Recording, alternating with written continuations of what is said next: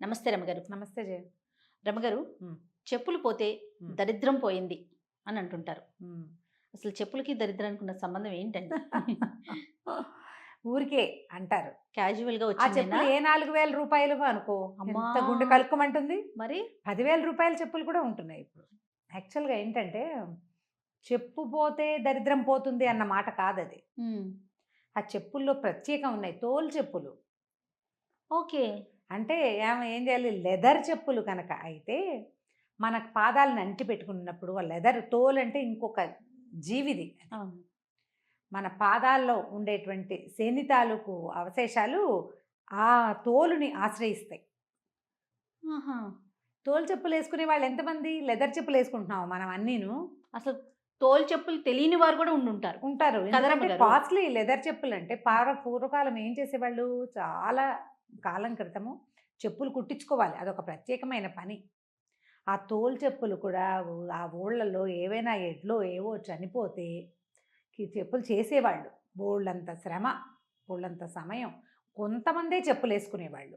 అందరూ చెప్పులేసుకోని కాలం కూడా అవునవును. ఒకటుండేది. ఈ మధ్య సినిమాల్లో చూస్తున్నాను రమగారు నేను ఈ విషయాన్ని. మీకు తెలీదసలు. ఆహా! చెప్పులు వేసుకోకూడదు అనే పద్ధతి ఉందని తెలీదు. పాత కాలంలో ఉండేది జయ. అప్పటికేంటంటే ఏమో రకరకాల దౌష్ట్యాలను కొన్ని వర్గం వాళ్ళే వేసుకోవాలి అట్లా ఉండేది వేసుకోవాలి. కదా? అదే ధనవంతులు, మోతుబరులు వాళ్ళే వేసుకోవాలి.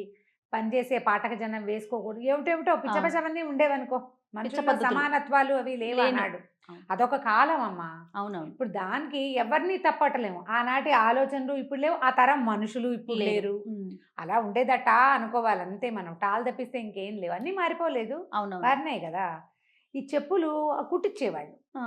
ఆ తోలు చెప్పు గనక మన చెప్పు ఎక్కడైనా పోతే మనకి ఉన్నటువంటి మనతో పాటు ఉండేటువంటి శని తాలూకు కొంత ప్రభావం తొలగిపోతుందని భావించేవాళ్ళు. ఇప్పుడు ఓహో! మనం ప్లాస్టిక్ చెప్పులేసుకుంటాం, రబ్బర్ చెప్పులేసుకుంటాం, ఏవో హవాయి చెప్పులు వాటి పేరు. అవును. అవునవును. హవాయే గదా! అదొక అవును. రబ్బరు, ప్లాస్టిక్ వాటితోటి తయారు చేయబడింది. ఈ చెప్పులన్నీ పోతే దరిద్రం పోయిందని నువ్వు అనుకోవడానికి వీల్లేదు. ఓకే. తోలు చెప్పులైతేనే అది మన నుంచి కొంత తొలగిపోయినట్టు. ఇది సాధారణంగా ఏం చేస్తామంటే మనం దేవాలయాలకెళ్తాం. అవునండి. ఆ! గుడి దగ్గరే పోతూ ఉంటాయి చెప్పులు. అవును. కొత్త చెప్పులేసుకొని గుడిలోకెళ్ళాం. ఎవరో వేసేసుకుంటారు. ఎవరైనా వేసుకెళ్ళిపోతారేమో అనిపిస్తుంది మనకి. కదా! అప్పుడేమంటాం మనం, భక్తి శివుడి మీద, చిత్తం చెప్పుల మీద ఆ! అంటాం. అదొక సామెత ఉంది కదా! అవును. ఎంతసేపు మనసు ఎవరైనా వేసుకెళ్ళిపోతారేమో అని కొంచెం దిగులు, ఆలోచన ఉంటాయి కొంతమందికి. అలాంటివి పెట్టుకోవద్దు. ఒకవేళ నీ చెప్పులు పోయినా అవి దరిద్రం పోయినట్టని ఏదో ఒక క్యాజువల్ మాటగా అది చెప్తూ ఉండేవారు.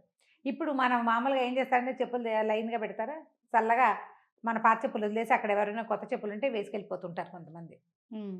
ఇప్పుడు ఈ స్టాండ్‌లొచ్చినాయి. స్టాండ్‌లలో పెడతాం. దానికేదో ఒక టోకెన్ ఇస్తారు. ఈ బిళ్ళలుంటాయి గదా! ఎందుకు పోతాయి?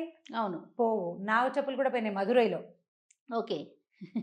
నాకెప్పుడూ అనుభవం లేదు. గుడి దగ్గర చెప్పులు పోవటం తెలీదు నాకు. హ్మ్. మదురై మీనాక్షి అమ్మన్ టెంపుల్ బయట పోయినాయా? పోయినాయి చెప్పులు. నేను ఆ మదురైలో ఉన్న 2 రోజులు చెప్పులేసుకోలా. తిరిగొచ్చేటప్పుడు కోయంబత్తూరు దగ్గరకొచ్చాక కొనుక్కున్నాను చెప్పులు. మదురైలో ఒట్టికాళ్ళతో తిరగమంటోంది అమ్మ అని భావిచ్చా నేను. అది ఒక చెప్పులేసుకోవద్దు. అదృష్టం కింద అనుకున్నారు. అలాగే అనుకున్నా. చెప్పులేసుకోవద్దు. ఇదే నీ పుట్టిల్లు. ఇదివరకు నువ్వు నీ కింద జన్మలో నీ ప్లేస్ ఇదే. హ్మ్. చెప్పులు లేకుండా తిరగమంది. పోనీ కానీ. ఈయన చాలా విసుక్కున్నారు. ఈ రోడ్లంతా తిరిగితే ఎలాగా అని. అయినా సరే పర్వాలేదని. ఇప్పుడు చెప్పులకి ఇంపార్టెన్స్ ఇవ్వద్దు. ఓకే. ప్రధానమైన విషయం అది. మీవి లెదర్ చెప్పులు గనక అయితే, అవి కొంతకాలం మీరు వాడికి కొత్త చెప్పులు పోతే దిగులేస్తుంది. హ్మ్. అవి కొంతకాలం వాడిన తర్వాత ఎక్కడైనా పోతే మీరు ఇలా ఫీల్ అవ్వండి. ఓకే. తర్వాత మనము బట్టలు ఒకరివి ఒకరు వేసుకోకూడదు. హ్మ్. వాళ్ళ ఫీలింగ్స్ బట్టల్లో ఉంటుందనుకుంటాం కదా! మరి చెప్పుల పరిస్థితి ఏంటండి? మన చెప్పులు ఎవరికైనా ఇవ్వచ్చా? అంటే యూజ్డ్ చెప్పులు. యూజ్డ్ చెప్పులు. యూజ్డ్ చెప్పులు వేసుకున్నా కూడా తోలువైతే మంచిది కాదు. ఆహా! మామూలు చెప్పులు కూడా చూడు జయ, ఒక్కొక్క మనిషి ఒక్కొక్కలాగా నడుస్తారు. అందరి పాదాలు ఓ రకంగా ఉండవు. అవును. చెప్పులు అరుగుదల కూడా ఒక్కొక్కళ్ళకి లోపల సైడ్, ఇన్‌సైడ్ చివరి భాగంలో ఇక్కడ అరుగుతుంది అవునవును. కదా! సైడ్స్ అరుగుతూ ఉంటాయి. సైడ్స్ అరుగుతాయి. ఎందుకంటే వాళ్ళు పాదం ఇట్లా లోపలికి వేసి నడుస్తారు. కొంతమంది ఫ్లాట్ ఫుట్ వాళ్ళు ఉంటారు. అలాంటి వాళ్ళ చెప్పులు గనక ఇంకోళ్ళు వేసుకుంటే కొంచెం డిస్కంఫర్ట్ ఉంటుంది. నడక హాయిగా ఉండదు. హ్మ్. హ్మ్. ఇతరుల చెప్పులు తీసుకునేటప్పుడు కూడా తోలువైతే తీసుకోకండి. ఓకే. తీసుకోవద్దు. అయితే చెప్పులు దానం చేసే ఒక ప్రక్రియ ఉంటుంది. కొత్త చెప్పులు దానం చేస్తారు. ఓహ్! దానం చేస్తారా రమ్మగారు? చెప్పులు దానం చేస్తారు. ఎండాకాలం చెప్పులు కొనిపెట్టొచ్చు ఎవరికైనా.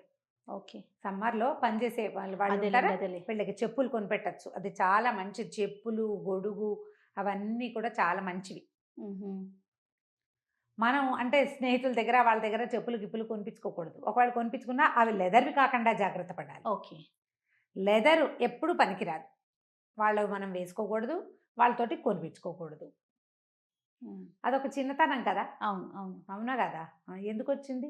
ఇతరుల చెప్పులు వేసుకుంటే ఇప్పుడు పెద్దవాళ్ళ చెప్పులేసుకున్నట్టు పెద్ద చెప్పుల్లో కాళ్ళు పెట్టకూడదు అంటారు. ఆ! ఇవి పురాతనమైన పద్ధతులు జయ. ఓకే. ప్రధానమైనదది. ఇప్పుడు పెద్దవాళ్ళు చాలా మహత్యం కలిగిన వారు చెప్పులు అక్కడ వదిలిపెట్టారు. బాబు నా చెప్పులు అక్కడున్నాయంటే, నేను తెస్తానండి అని మనం వెళ్ళామనుకో, చేత్తో పుచ్చుకుని వెళ్ళగలిగితేనే వెళ్ళు. తప్ప నువ్వు కాలికి వేసుకుని వెళ్ళకూడదు. అవమానించినట్లు. పెద్దవాళ్ళని గౌరవించిన విధానం కాదది. ఆ చెప్పుల్లో కాళ్ళు పెట్టి వేసి తీసుకుని వెళ్ళి అక్కడ పెట్టి చేయకూడదు. హ్మ్. అది వారి మీద గౌరవంతోటి నువ్వేం చెప్తున్నావు? నేను తెచ్చిస్తాను అన్నావు. అవును. నువ్వు చేత్తో వారి చెప్పులు పట్టుకోగలిగితేనే వంగు. అప్పుడు ఒప్పుకో. అవును. లేకపోతే రండి ఇక్కడికొచ్చి వేసుకుందురు గాని వాళ్ళనే తీసుకురావాలి. పాదుకులకి కూడా మంచి ప్రత్యేకమైన స్థానం ఉంది కదండీ. కొన్ని కొన్ని పాదుక డిఫరెంట్. పాదుక డిఫరెంట్ అండి. చెప్పులు ఆ! వేరు, పాదుకులు వేరా? పూర్తిగా. కాదు కదా రమ్మగారు. ఇప్పుడు అంటే నా ఉద్దేశ్యం ఏంటంటే, మనం చెప్పుల్లాగా వేసుకుంటున్నాం. హ్మ్. మహర్షులు, గురువర్యులు వాళ్ళు పాదుకుల్లాగా వేసుకునేవారు కదా! దాన్నే కదా అలా వాడేవారు కాదా? చెక్కవి గదా అవి. ఆ! అవి చెక్కవి. కరెక్టే. అవి చెక్కవి. ఎవరివి వాళ్ళవే గదా! ఆ! పైగా మనలాంటి వెసులుబాటైన ఇది కాదు గదా! అవెవరైనా వేసుకుంటారా పాదుకలు? వేసుకోలేము. అసలు వాటిని మనం నమస్కరిస్తాం కదా పాదుకల్ని. ఆ! పాదుక అనేది మనం ఇందులోకి కలపకూడదు. అది పూర్తి ఎంటైర్‌లీ డిఫరెంట్ సబ్జెక్ట్. ఆధ్యాత్మిక విషయం అది. అంతే. ఓకే. దాన్ని వదిలేయాలి. అది ఇప్పుడు మనం వాడము, మనం వాడట్లేదు, మనకు ఇప్పుడు ప్రయోజనం లేదు. ఓకే. ఇప్పుడు పిల్లలవి ప్రతి సంవత్సరం చిన్నవైపోతూ ఉంటాయి వాళ్ళకి. హ్మ్. పిల్లలు ఎదిగే పిల్లలకి. హ్మ్. అవి మనం ఎవరికైనా ఇవ్వొచ్చా? ఇస్తామంటే వాళ్ళకిష్టమైతే తీసుకుంటారు. ఆ! వాళ్ళ ఇష్టాన్ని బట్టి. వాళ్ళ ఇష్టాన్ని బట్టే. లెదర్ ఎవరివైనా తీసుకుంటే వాళ్ళ తాలూకు ప్రాబ్లమ్స్ తర్వాత వాళ్ళకి అంటుకునే ప్రమాదం ఉంటుంది అని ఖచ్చితంగా చెప్తారు. దానికి రెడీ అయిన వాళ్ళే తీసుకుంటారు. కాదు రమ్మగారు. నేనెప్పుడూ ఒక ప్రశ్న నాకు మెదులుతూ ఉంటుంది. ప్రాబ్లమ్సే వెళ్తాయా? వాళ్ళ తాలూకు మంచి ఉందనుకోండి. ఆ మంచి వెళ్ళదా? వాళ్ళకి వెళ్ళిపోదా? వెళ్ళొచ్చు. ఆ! వెళ్తుంది పోనీ అలాగే అనుకుందాం. ఇప్పుడు పాదాలు కింద శరీరంలో చివరి భాగం. అవును. ఆ పాదాలే మనని అన్ని చోట్లకి తీసుకెళ్తాయి. అవును. ఎక్కువగా పాదాలకి అంటుకునేందుకు అవకాశం ఉంది జెర్మ్స్ లాంటివి. ఆ! అవి చెప్పులకి ట్రాన్స్‌ఫర్ అవుతాయి. అవును. ఇప్పుడు చెప్పుల ద్వారా మంచి ఎలా వస్తుందో చెప్పు నువ్వు? వీళ్ళ చెమట, వీళ్ళ ఇబ్బంది, వీళ్ళకి కాళ్ళకి ఏదైనా అలెర్జీస్ ఉంటే అవి, వీళ్ళు వెళ్ళిన నానా రకాల దుమ్ములు, వీళ్ళ పాదాల గుర్తులు, వీళ్ళ బరువు తాలూకు ఎఫెక్టు అన్నీ చెప్పుల్లోనే కదా ఉంటుంది. మనిషి తాలూకు మంచి వెళ్ళదా? ఎట్లా? అది పైన వేసుకున్న వస్తువు కాదు గదా! యెస్. మనిషి తాలూకు పాదాల చివరి భాగం ఉండి పూర్తిగా అన్ని మురికులకి ఎక్స్‌పోజ్ అయ్యే విషయం కదా చెప్పు. అవును. ప్రతి మురికికి ఎక్స్‌పోజ్ అవుతుంది. దాంట్లోంచి మంచి ఏ రకంగా వస్తుంది? హ్మ్. ఇప్పుడు మహానుభావులు అయితే వారి పాదుకలు నువ్వు ఇందాక అడిగిన పాదుక. ఆ! వారి పాదధూళితో పవిత్రమైనది కాబట్టి పాదుకని నమస్కారం చేసుకుంటాం. పవిత్రంగా చూస్తాం. మళ్ళీ ఆ పాదుక ఎవరైనా వేసుకోవడానికి వీల్లేదు. లేదు. అవునవును. వీల్లేదు కదా! అవునండి. కాబట్టి ఎవరి చెప్పులు దానం చేసేయాలి, ఎవరికైనా ఇవ్వాలి, వాళ్ళ చెప్పులు వీళ్ళు తీసుకోవాలి ఇలాంటి ఊహలు చెయ్యొద్దసలు. ఓకే. ఇప్పుడు వేరే అవకాశం లేని వాళ్ళు కొంచెం పని మనుషుల పిల్లలో, ఆ! పని వాళ్ళ పిల్లలు, వాకిట్లో ఎవరైనా పిల్లలు కనపడితేను ఇవ్వచ్చు. ఇచ్చేస్తాం అట్లా. ఇది దాన్ని దానంగాను అలా భావించొద్దు. క్యాజువల్‌గా తీసుకోమంటారు. అంతే. నేను చెప్పులు ఇచ్చాను లాంటివి అనబోకండి. మన శని వాళ్ళకిచ్చినట్టు అయిపోతుంది. ఓకే. మీరు క్యాజువల్‌గా వదిలిపెట్టేయండి. చెప్పులు వదిలేసాం. ఎవరు తీసుకుంటే వాళ్ళు తీసుకుంటారు. హ్మ్. హ్మ్. అలా చేస్తే పర్వాలా. ఓకే. మనం వాంటెడ్‌లీ ఇచ్చి వాళ్ళేమైనా బావుంటే అది నా వల్లేనని భావించి ఇలాంటివి చెయ్యకూడదు. దాన్ని దానం అనకూడదసలు. ఆ! ఇది బావుంది. ఇప్పుడు వాంటెడ్‌లీ ఇచ్చి హ్మ్. వాళ్ళేదైనా కొంచెం మంచి పరిస్థితిలో ఉంటే అది మన వల్లే ఆ క్రెడిట్ అంతా నాదే అని మాత్రం భావించకూడదు. భావించకూడదు. కదా! ఇప్పుడు పిల్లలు చిన్నవైపోతాయి చెప్పులు. తర్వాత ఇంతే మనకు కనపడే వాళ్ళలో ఎవరికో కొనుక్కోలేని ఇస్తాం. వాళ్ళెవరికో ఇస్తాము. వాళ్ళు వాడుకుంటారు. ఇప్పుడు దానివల్ల వచ్చేస్తుంది అనుకోవద్దు. అసలు ఇప్పుడు లెదర్ వస్తువులే లేవు. పిల్లల స్కూల్ షూస్ కూడా లెదర్‌వి కావు. కాదు గదండీ!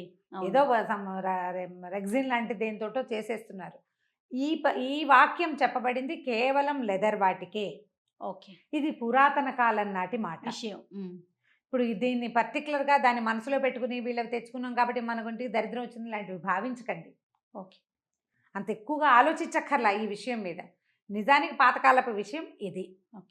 అసలు ఈ టాపిక్ తీసుకోవటానికి కారణం కూడా అదే రమ్మగారు. ఇది పాతకాలం నాటి విషయం. అవును. దాన్ని మనం ఇప్పుడున్న పరిస్థితులకి అన్వయించేసుకొని వేసుకోవచ్చా, వేసుకోకూడదా ఇలాంటి సందిగ్ధత ఉంటుంది.